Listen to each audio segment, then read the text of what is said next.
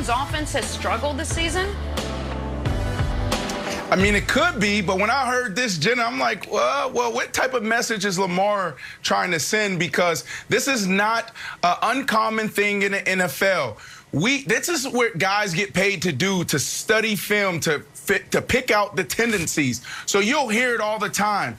And especially now that there's no fans in the stands. River, river, river. Lake, lake, lake. Let's say a guy calls river. Oh. What do? You go to the sideline, you mark it down. You say, okay, when they said river, they ran to the right. When they said lake, they ran to the left. So, of course, players know, but the good players, the good coaches, cascade communication. Hey, Jay Cut. Last time you call lake, the corner actually came, so you can actually pull that and hit me. So let's tell our offensive coordinator, Jeremy Bates, what's happening, what we're seeing on the field, what we're feeling, so then he can actually adjust his play calling. Let's go lake, lake, lake again, but pull it, hit me on the sideline. So this is not an uncommon thing in the NFL. It's about the players cascading communication to the coaches and the coaches listening to the players and making an adjustment in his play calling. Well, and pardon me, I'm reminded of a clip, famous clip for Cam Newton. Kevin Wildes referenced it a couple weeks ago. I think they're playing the Packers. They're near the goal line. Cam calls out a play. Clay Matthews then says, calls out what he thinks the play is. And you hear Cam say, oh, you've been watching film, watch this. And it wasn't the play the Packers were expecting. It ended up being a Panthers touchdown. So it is a bit of, and Jenna, you'll like this, the Princess Bride. I know what you know that I know what you know. And so it's kind of a game of chess that elevates throughout the game.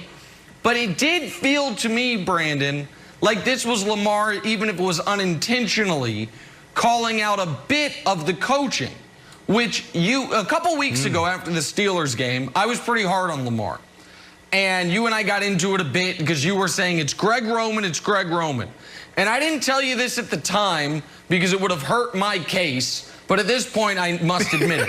During that argument, I got a text from someone who would absolutely know, connected to the Ravens, and the text, I'm going to read it to you exactly. The offensive coordinator is running the damn wing T.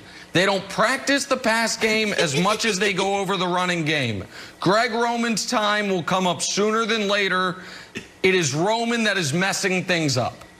So, wow, great. You said that.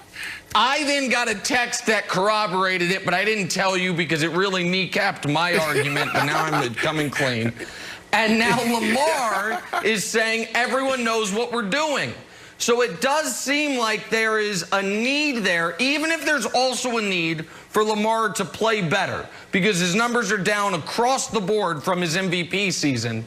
It does seem like maybe the league Wildes is catching up to and figuring out a bit the Ravens' offensive approach.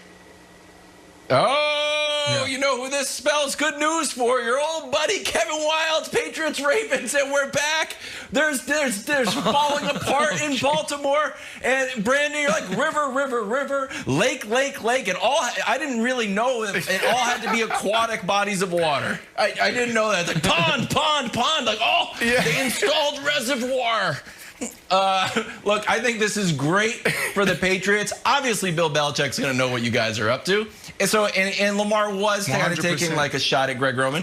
But when Lamar is doing these interviews, it's not, it doesn't feel like he's actually trying to take shots at anyone. When you listen to the interview, he's like just telling the truth. And if the truth so happens to take a shot at you, well, like, okay, well, that's just the way it is. He's like, it's the play calling. It's not me.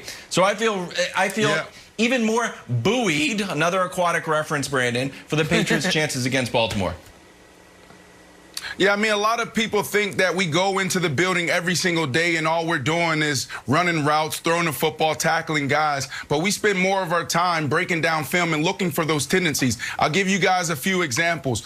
When I was playing for the Jets, going against, obviously, the Patriots twice a year, they knew exactly who I was to the T on the field. They knew if I had my right foot up, what I would do. Left foot up on the right side. I couldn't get off the line in scrimmage against Logan Ryan. in the second quarter, I finally saw this guy looking at my feet, and then I start shuffling my feet back and forth, and he started giving McCourty different hand signals. So I went back to film. I said, what am I doing that they have down? And then I realized that I had a tendency, and I fixed that. Then I scorched them the next game. I go back to my time in Chicago.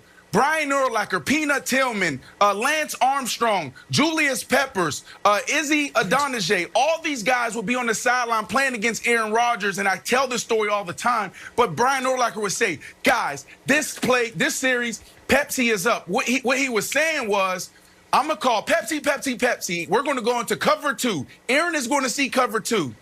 The next drive, Pepsi is down. So I'm going to say, Pepsi, Pepsi, Pepsi. We're going to go into cover 3. It's a disguise. This is all chess. Right. This is not an uncommon thing. It's about teams adjusting. You go to the Patriots and Bill Belichick, Nick, he's always adjusting, always evolving. Feeling good. So a couple quick points. One is my guy Brandon Marshall, I believe, meant Lance Briggs, but it is possible 7-time Tour de France champion Lance Armstrong was playing safety for the Bears. Who did I say? You said Lance Armstrong. It's fine. Different famous Lance, but you meant Lance Briggs. I knew exactly who you meant. He was our kicker. That's fine. He was the kicker. All right. That's first point. Second point is, in defense of Lamar, when Lamar had the 4 turnovers against the Steelers, it was a very matter-of-fact press conference like this one, to Wilds' point. Yeah. Which is, listen, I turned the ball over in the red zone. I turned the ball over in the red zone again. I threw a pick. He does really just say what's on his mind. So I don't think this was almost the Aaron Rodgers-esque, not taking a shot at Aaron, where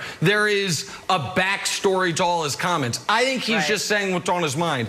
And lastly, Kevin Wildes, you remember when Zach Greinke told the opposing batter what pitch was coming and they hit the home run? Yes. The Baltimore Ravens could tell the Patriots before every play what they're doing, and the Patriots aren't going to be able to stop it this weekend. Sorry to tell you, as much as good news as it sounds like, it ain't that good of news, actually. All right, guys, speaking of press conferences where people just say what's on their mind, regardless of the words that may affect other people. To Philly now, where once again, Doug Peterson struggling in a press conference to fully endorse his quarterback. We'll have that story next. First